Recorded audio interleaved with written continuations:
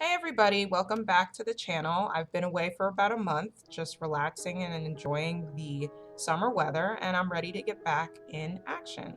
So a few months earlier, Bebe Rexha replied to a tweet from Chart Data on May 17th regarding her sophomore album, Better Mistakes. This album debuted at 140 on the Billboard 200. Upsetting, she stated, but I won't give up. My career was built on failures and not following the mold. Additionally, one of the biggest pop stars of the 2010s, especially in the mid to late 2010s, Selena Gomez, announced in March 2020 that she is retiring from music because she is not taken seriously. And the artist Ava Max released her debut album Heaven and Hell, which peaked at number 27 on the Billboard 200 in October of 2020. Which isn't bad at all, but for a white female pop star, it's sort of shocking.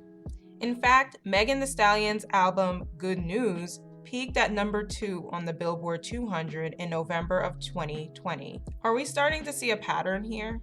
This video was actually inspired by Honest's last video regarding the case of the nondescript artist. I won't go into detail about the different categories that he mentioned, but please watch that video because he makes some excellent points, especially about Selena Gomez and Bebe Rexha. But what really stood out to me was the fact that the artists who are struggling today have a commonality. They are unambiguous white women. A lot of my past videos dissect how pop, especially the musical genre, used to describe the specific craft of an artist was very white. So going back to an artist like Bebe Rexha, I believe if she came out with her sophomore album and the hits from this sophomore album at the end of the 2000s or in the early 2010s, she would have been a very popular artist. She could have easily fit into the larger-than-life persona and imagery that was popular during that time. And as a white woman pop star, she would have had a much easier time attracting fans based on her imagery alone. I also think she would have been able to navigate the pop scene with her voice fitting into electropop beats and EDM beats very well. This is especially the case for an artist like Ava Max, who is basically a 2021 version of Lady Gaga, or at least trying to be. I hate to compare the two, but Ava Max chose that route to base her career. So we are now seeing the stark difference between an artist choosing to use that sound and imagery from 10 years ago to how it looks on the charts today, and it just isn't really sticking that well because times have changed. I believe that Selena Gomez is feeling the effects of her album Rare, which actually did really well on the Billboard 200. It reached number 1 on January 25th, 2020. But she's starting to see the effects of how her hits are doing on the charts because they're not doing very well from that album era. And we have seen her career skyrocket in the 2010s. And at one point in about 2015 and 2016, between those 2 years, she was ruling the Billboard charts. So what changed? Why are these white women pop stars not doing as well as they did in the 2010s? The answer is hit songs are hip-hop focused, and most of the Billboard hits are rap songs. While this progression started to take place in the 2000s, we still had a lot of white women pop stars, especially artists that appropriated Black culture or Black and brown culture in general, and tried to incorporate rap in their music. In the 2010s, electropop and EDM really became the main genre of music on the charts, so much so that rap had to incorporate an electropop sound. This is why Bebe Rexha, Ava Max, and of course Selena Gomez would have excelled in a music climate such as that one. The focus wasn't necessarily so much on the lyrics, and the lyrics weren't necessarily deep from the pop acts at this time. The music usually was more of feel-good party music, and the beat was the main focus. So if it was about partying and escapism with an EDM or electropop beat, you had a hit. And this is of course in tandem with a larger-than-life persona. But like I have said in my last videos, this was and still is easier for white women artists to achieve a larger fan base compared to women of color. As we got past the mid-2010s, so starting in about 2016, hip-hop and R&B slowly but surely took over the charts, and the white artists were not the most popular acts on the pop chart, or at least not the only popular acts on the pop charts. In 2020, we had 4 Black women to top the Billboard 100, Doja and Nicki with the Say So remix, and Megan and Beyonce with the Savage remix. This Billboard success was such a threat to white women of pop music that Lana Del Rey posted her feelings to Instagram. However, while I don't believe the pop women artists that I mentioned have any bitterness towards the women of color on the charts, I do think we are seeing their response to this. White women pop artists today have to work harder than they did in the past. And they cannot primarily focus on their Eurocentric beauty features, their skinny bodies, blonde hair, etc., for their success the way they would have been able to do in the past. And we have had unambiguous white women succeed in this new era of pop music, such as Taylor Swift, who primarily shifted the era of pop with deep lyrics and the storytelling style in her music around 2014 in her album 1989.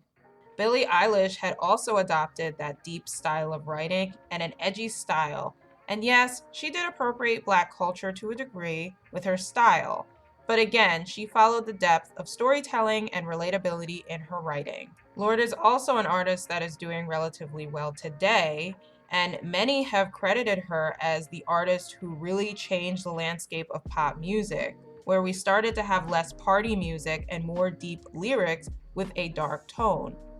These white women understood the assignment, and that is why they are able to keep their relevance. Bebe, Selena, and Ava aren't following that formula very much, and it's not enough to rely on their generic lyrics. So why is the face of pop changing? I believe the main reason is because the population of POC within each generation is going to increase and is increasing at this very moment. So Gen Z has more POC individuals compared to the millennials. The millennials had more POC individuals compared to Gen X, and so on. And it's just going to keep happening, which is awesome. But I do believe that this greatly influences the face of pop, and especially the face of your very big female pop star or even female artist on the pop charts. So if you look at the Billboard Hot 100 as of July 11th, 2021, the number 1 song is Butter by BTS. Again, if you don't know who BTS is, they are a K-pop band, very big. Number 2, Olivia Rodrigo with the song Good For You. Kiss Me More, Doja Cat and SZA. Levitating by Dua Lipa. You get the picture. And while Dua Lipa is considered a white woman, she does have a bit of a racial ambiguity to her, or a racially ambiguous look to her. I also believe that Ariana Grande possesses a racial ambiguity to her as well when it comes to her aesthetics and her overall look. And I do believe that this greatly helps her. Even though she is extremely talented, I do think this helps her when it comes to relatability amongst the masses. The highest charting unambiguous white woman on the charts as of now is Amanda Lambert at number 52. This is actually amazing. I have never seen the Billboard Hot 100 chart this diverse in my life, especially with the women that are pretty much peaking on the charts. And while this makes me super excited, ecstatic, very hopeful for our future in music, we do have some issues to discuss.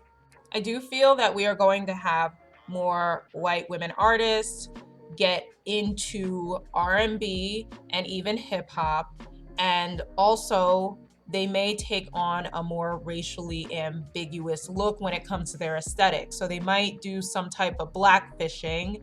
For example, we are actually seeing Iggy Azalea do the same thing at this moment with her new era of her album. But people are talking about it and criticizing her for it, and it looks ridiculous. I hope she completely fails. I don't support Iggy Azalea at all.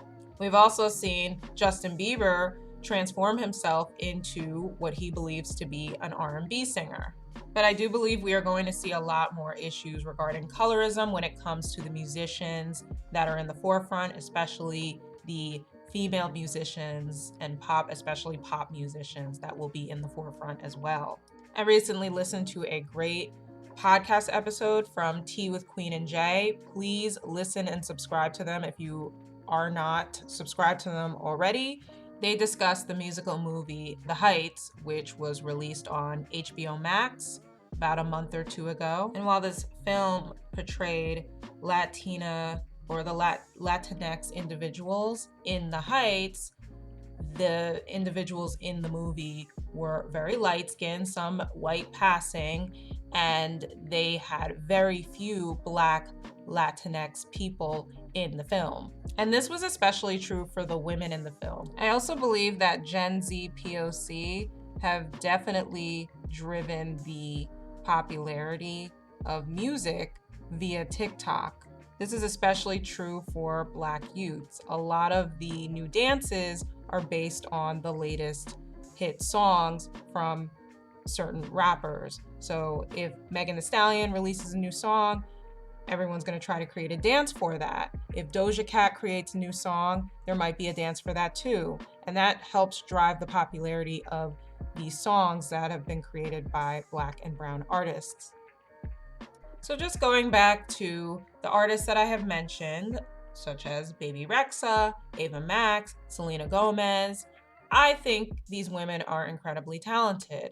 But I also think that they are not used to having this competition with the women who are topping the charts. And these women who are topping the charts understand that they have to work twice as hard to be seen. So they have been doing this work for years. We've seen this throughout the decades when we've been reviewing music. And until these artists understand what they need to do to change, they will continue to be stagnant. They need to learn how to create lyrical content that will identify their personality as an artist. So if we hear a song, we know that that's Baby Rexha. We know that that's Selena Gomez. We know that that song could not have been sung by any other artist, or focusing on a unique subject matter. Demi Lovato has done very well in this arena because they have been able to make music regarding their depression or their drug addiction. Even their song Cool for the Summer really went into their experience with bisexuality amongst the heteronormative pressures of being a woman. I do appreciate that these women did not decide to take on the act of blackfishing, which we've seen from other artists in the past. We've also seen that today when I was discussing Iggy Azalea. She is actually doing that today.